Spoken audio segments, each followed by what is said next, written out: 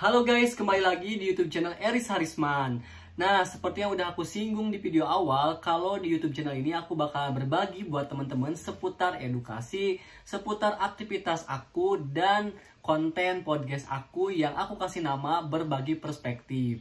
Nah, di Berbagi Perspektif kali ini aku bakal ngobrol bareng sahabat aku dari SMA, yaitu Rifa Ahmad, yang kebetulan beliau berpengalaman, udah punya pengalaman bekerja di Jepang selama 4 tahun dong guys.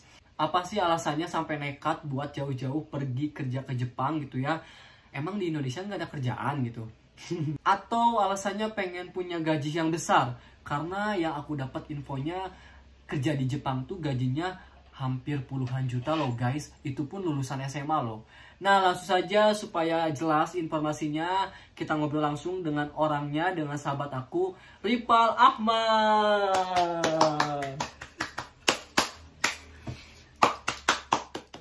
Nah guys, di samping aku udah ada sahabat aku, Ripal, yang kemarin selama 3 tahun kurang lebih dia bekerja di Jepang.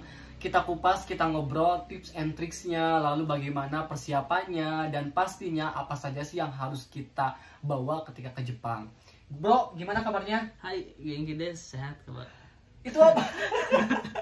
Itu artinya dalam bahasa Jepang, genki itu sehat. Oh gitu, sehat. Iya. Sapa dulu dong, sahabat Eris, jangan lupa nonton pakai bahasa Jepang. Oke. Halo minasang, kono YouTube mite kudasai. Indra, Tonggoro kan mangipa kerja nih konten, awah. Kanap. Bro, coba sapa dulu sahabat Eris pakai bahasa Jepang, jangan lupa nonton gitu dan subscribe. Oke. Hai minasang, kono YouTube mite kudasai. Apa itu artinya? Itu artinya kurang nggak ngerti guys. Tolong kalian lihat YouTube ini. Oh, mantap. Oke, langsung saja kita ngobrol guys. Pertanyaan pertama, apa alasan Bro Ripal OTW minggat ke Jepang? Padahal kan di Indonesia juga banyak lah lowongan pekerjaan. Kenapa memilih untuk pergi jauh ke Jepang? Boleh di-share ke sahabat Eris? Alasan pertama saya pergi ke Jepang, pertama ingin merubah nasib.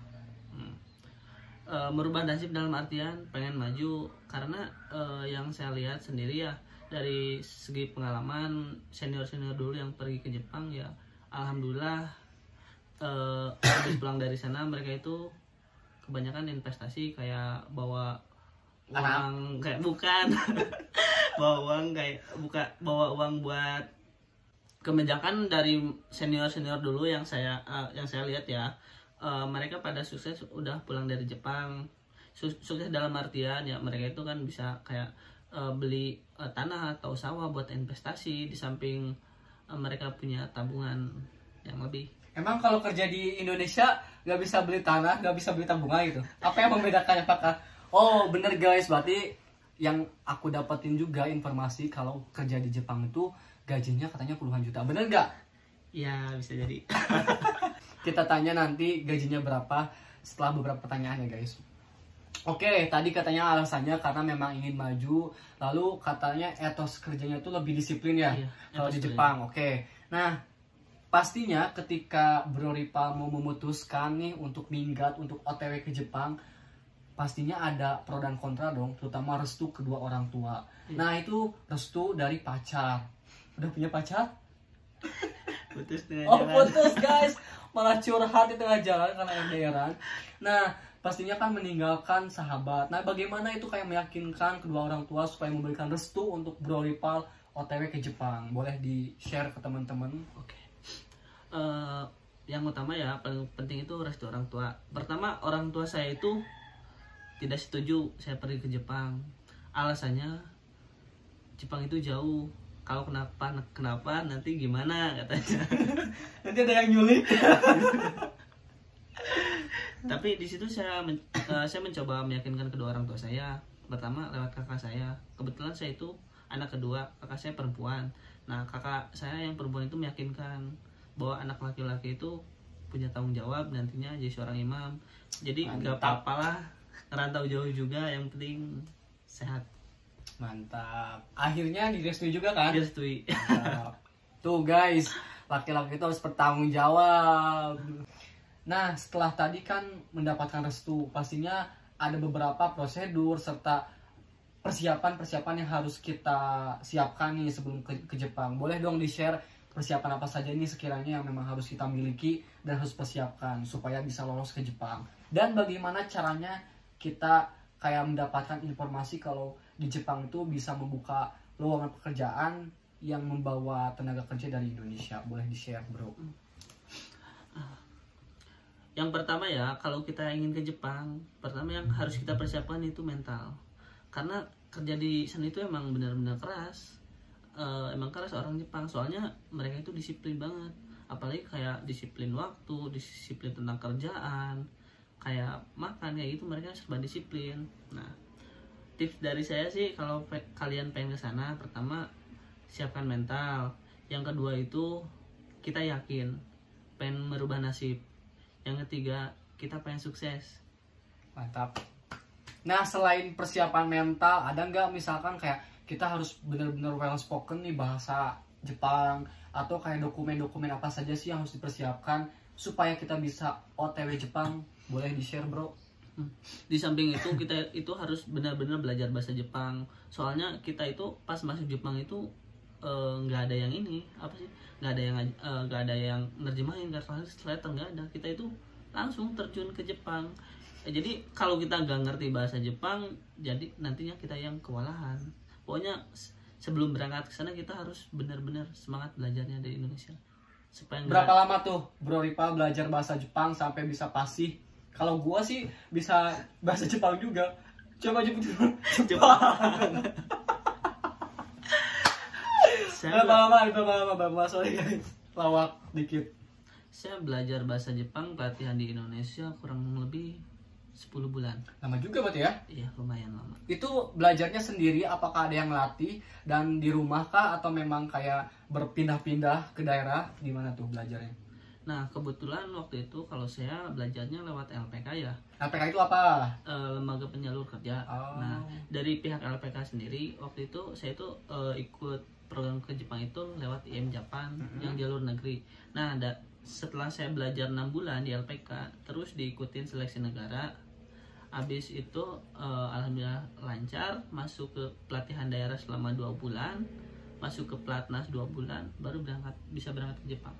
Berarti kurang lebih ditotalkan persiapan selama di Indonesia itu sebelum berangkat tuh berapa bulan?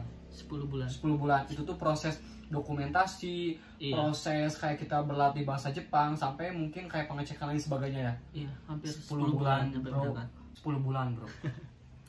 Nah, itu kira-kira ada budget kah yang keluar ketika pelatihan itu atau memang didanai? Nah, sebenarnya yang aku penasaran tuh dapat informasinya tuh dari mana sih pertama kalau Jepang membuka lowongan pekerjaan gitu? Kalau informasi pertama saya tuh nggak sengaja kayaknya dapat informasinya. Jadi dulu itu saya nggak sengaja menguntungkan berarti ya? Iya. Jadi dulunya pas awal lulus sekolah kan pengen coba cari pengalaman ya, kerja di Indonesia ya udah nyari lah kayak masukin lowongan keliling buat cari kerja. Cari pekerjaan. Tapi mungkin belum rezekinya, nggak ada panggilan satupun. Abis itu kan nggak sengaja ada pamflet kayak gitu kan lowongan. Berarti secara tidak sengaja ya bro? Iya. Mantap. Ada pamflet lowongan buat kerja ke Jepang, ya coba-coba lamar. Dan hasilnya? Alhamdulillah. Ada rezekinya guys. Ada rezekinya kali ya. Nah, berapa lama tuh kontrak awal ketika kemarin kerja di Jepang? Kontrak awal. Dan kemarin kerjanya di apa sih? Perusahaan apa? Terus job desk-nya ngapain aja? Bro Ripal. Kalau kontrak awal ya langsung 3 tahun sih pas kerja di sana. Udah pulang-pulang ke Indonesia itu? Enggak. Mantap. Jadi patoyib guys. Kalau kerjanya kebetulan saya itu kerja di pabrik itu apa sih, pipa buat tenaga nuklir, buat pembangkit listrik, bukan buat bom ya. Terus kerjanya ngapain tuh job desk-nya? Kayak misalkan kita ngerakit atau misalkan kita mendesain atau kita apa? Kalau kerjanya boleh sendiri, diceritakan. Kalau kerjanya sendiri itu kalau saya kan kerja di sana per tim ya, kayak per kelompok gitu. Teamwork berarti ya? Iya, teamwork. Jadi kerjanya itu dari mulai pengolahan barang mentah dan sampai finishing kita itu Berapa kerja jam tuh kerjanya di Jepang? Kalau kerja normal sendiri sih sama kayak di Indonesia 8 jam. Dari jam 8 sampai jam 5 jam kerjanya. Nah, apa sih yang membedakan ketika Bro Ripal kerja di Jepang sama kerja di Indonesia? Yang bener-bener kayak beda gitu. Kebetulan saya sendiri kan belum pernah ngalamin ya kerja di Indonesia, cuman sepengetahuan saya karena kakak saya juga kerja di Indonesia, yang ngebedain itu pertama dari segi etos kerja, kedua mereka itu lebih ke tepat waktu, on time, ketiga disiplin. Tepat waktu guys tuh harus dicatat, ternyata kunci khusus seorang Jepang itu tepat waktu. Indonesia gimana? Ya gitu. Janjian jam 9, jam 10 pada bangun. Oke, nah hal yang dirindukan ketika kerja di Jepang apa tuh? Apakah makanan Indonesia kah? Atau orang tua? Atau pacar yang dirindukan nih? Atau bahkan di Jepang sudah menemukan pacarnya guys? Gimana?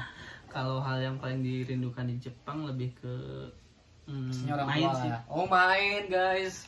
Karena kalau buat orang yang suka kayak traveling itu Jepang itu emang tempatnya. Oke. Udah mau pemandangannya bagus, kayak udaranya bersih, kotanya aman ya, fasilitasnya juga memadai sih. Dari segi pemerintahnya juga bagus. Oke. Rencana berangkat lagi atau mau berinvestasi, berusaha atau menikah? Rencana awal sih ya insya Allah paling pengen kesana lagi. Mantap, semoga diberikan kelancaran untuk comeback to Jepang. Oke guys, itu banget ya guys ngobrolnya, nggak kerasa. Nah, ini mungkin pertanyaan terakhir dari konten ini. Apa sih pesan buat diri sendiri ketika nanti Ripal nonton konten ini 5 tahun yang akan datang?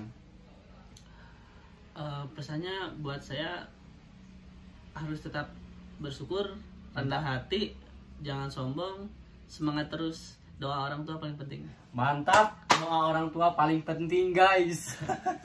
Oke, pertanyaan terakhir harus dijawab. Berapa gaji ketika kemarin kerja di Jepang? Jawab, jujur.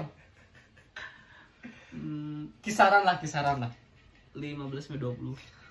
Guys, 15-20 sebulan. Sebulan? Iya. Auto Sultan. Oke bro, terima kasih sebelum gue tutup channel ini. Jadi di berbagi perspektif ini gue bakalan kasih game setiap yang udah ngobrol bareng gue. Gamesnya itu jawab cepat. Jadi Bro Ripal harus jawab cepat, jujur. Pokoknya jangan mikir-mikir, oke? Oke, kita mulai guys. Jawab cepat. Cepat ya jawabnya. Oke. Susu atau kopi? Susu. Di atas atau di bawah? Atas. Malam hari atau siang hari? Malam. Shopping, belanja pakaian atau kuliner? Kuliner. Di dalam atau di luar? Dalam. Jepang atau Indonesia?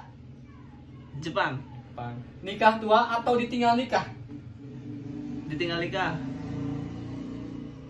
Satu pertanyaan terakhir. Montok atau kurus? Montok.